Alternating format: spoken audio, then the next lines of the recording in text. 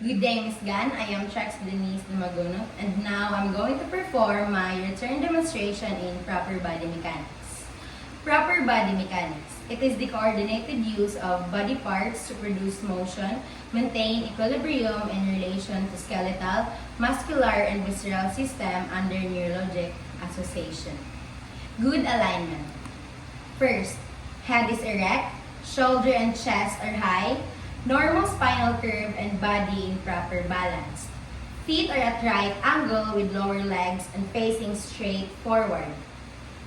Good alignment of feet in relation to the ankle is essential for good balance not only when standing or walking, but in all positions. Maintaining good posture. Feet are flat on the floor and head is held erect as comfort allows. Sit well back in the chair with chunk of body in the same position as when standing. If chair is too deep to fit the body, a firm cushion on the back is used.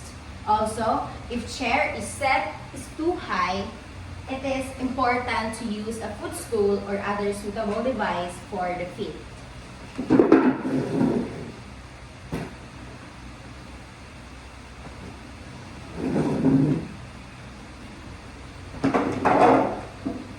When walking, move in good rhythm, shifting the body weight with each step forward. Hold body erect, chin up, abdomen flat, shoulders square, but easy let arms swing easily.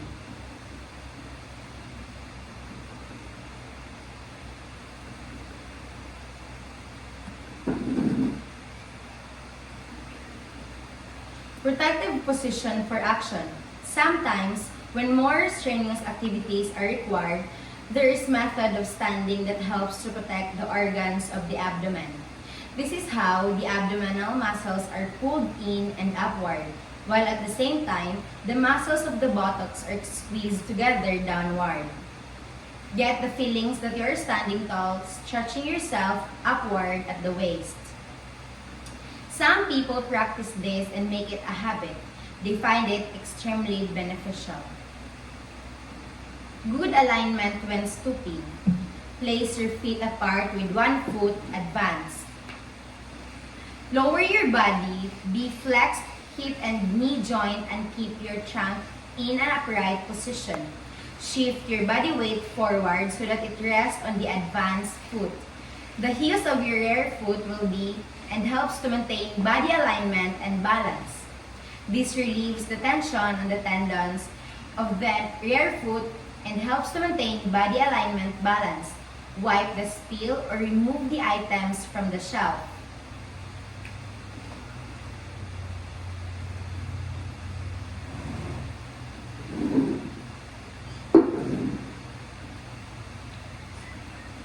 Raise your body to standing position by extending the hips and knee joints while keeping your body aligned and balanced.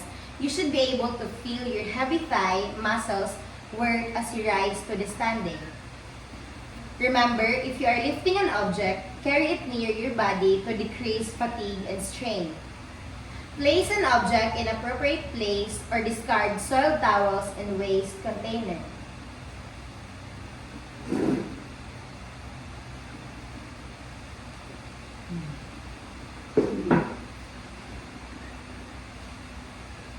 Pivot turn. Stand with your feet apart and your knees slightly. This allows using leg muscles and avoid locking extending the knees. Stabilize or set the trap and pelvic muscles to make it easier to turn the body as a single unit. Stabilize or set the thigh and leg muscles to prepare muscles for action. Shift your weight to the ball of each foot. This will allow the heel to lift very slightly, making the turn easier pivot. Or make a rotating turn of 90 degrees on the ball of your feet on the direction you wish to turn. Move as a single unit using smooth, coordinated movement to prevent twisting of the trunk. When the turn is completed, distribute your weight equally and evenly on each foot.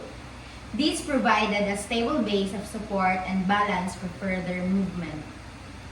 When the turn is completed, Distribute your weight equally and evenly on each foot. This provided a stable base of support and balance for further movement.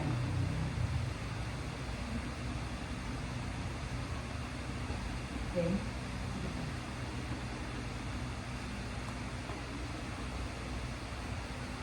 When lifting a heavy object. In preparation for this method of lifting, assume a position facing the object. Place abdomen in protective posture.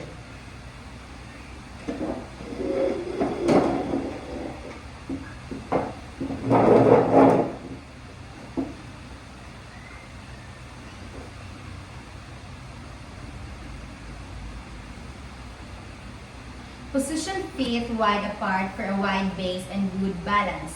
Keep back straight. Flex knees to the extent necessary to lower body for action. Keeping back straight, flex arms with under object. Bring object to your body as lifting begins.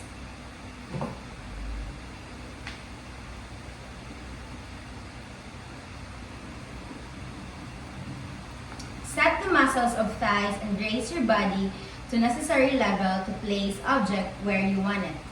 Place abdomen in protective posture, that is, contract the muscles with a feeling of drawing in and upward.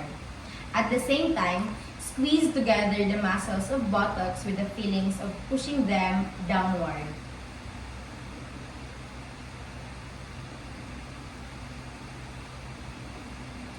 If the object is brought close to your body to reduce the pull of gravity, making lifting easier.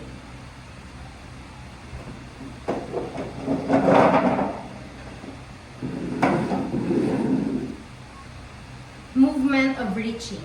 Start with basic position and stable base of support. Check your alignment. Stand on a footstool to raise your height and to decrease distance of reach. Spread your feet apart.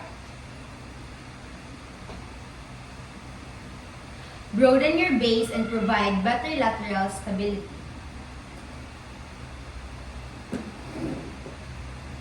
Advance one foot in the direction of the reach in front of you rather than directly overhead to remove the object. Stabilize your body by setting your muscles. Lower the object with smooth, coordinated movements. Step off the stool or ladder. Step carefully and watch your step.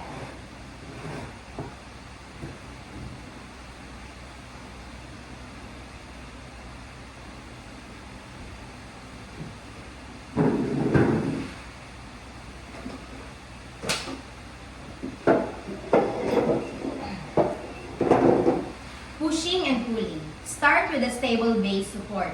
Stand close to the object to be pushed or pulled.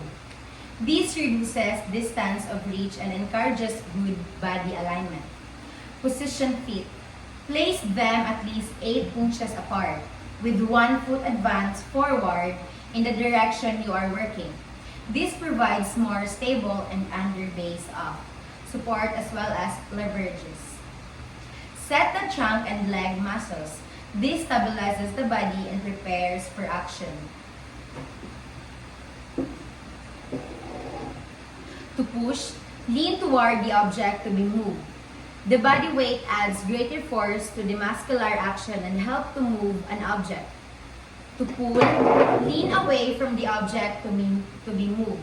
This is done to apply as much force as possible in the directions of the movement by using the body weight.